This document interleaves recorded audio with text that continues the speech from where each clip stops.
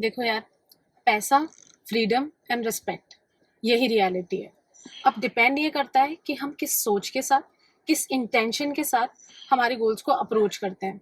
क्योंकि ये psychology proven pattern है कि same actions is equals to same results. और ये कोई मोटिवेशनल वीडियो नहीं है, ये मैं आपको रियलिटी बता रही हूँ। मतलब हम लोग जो सोचते हैं, अगर हम सेम ही पैटर्न में सोचते रहें, सेम ही चीज़ करते रहें और हम सोचे कि हमें रिजल्ट कुछ नया मिल जाए, तो ये एक ट्रैप है। ऐसा कुछ नहीं होता है।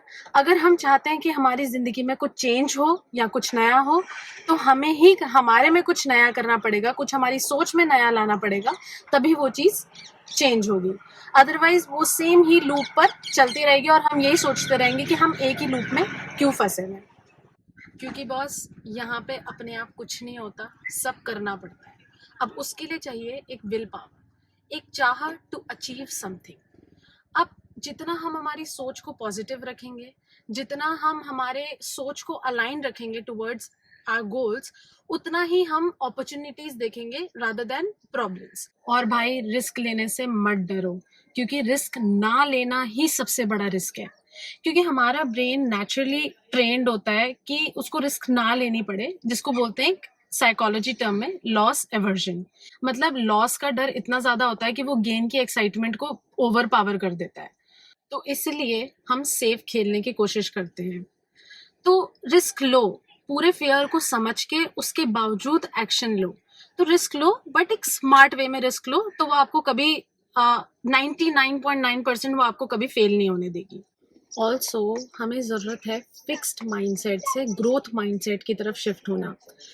फिक्स माइंडसेट मतलब ऐसा लगता है कि नथिंग कैन बी चेंज्ड, कुछ बदल ही नहीं सकता।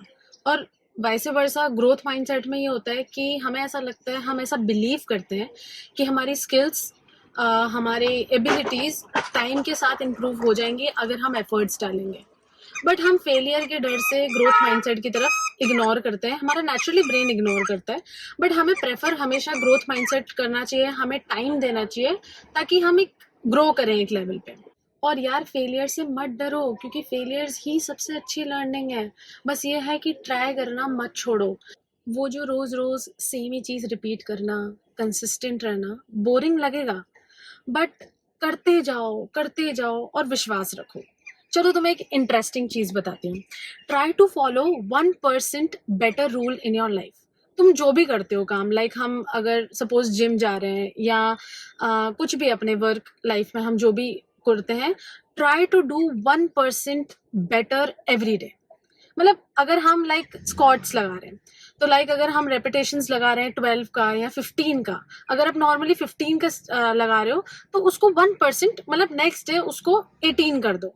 लाइक 1% बेटर परफॉर्म करने की कोशिश करो डेली लाइफ में, and you will see a good result and positive results.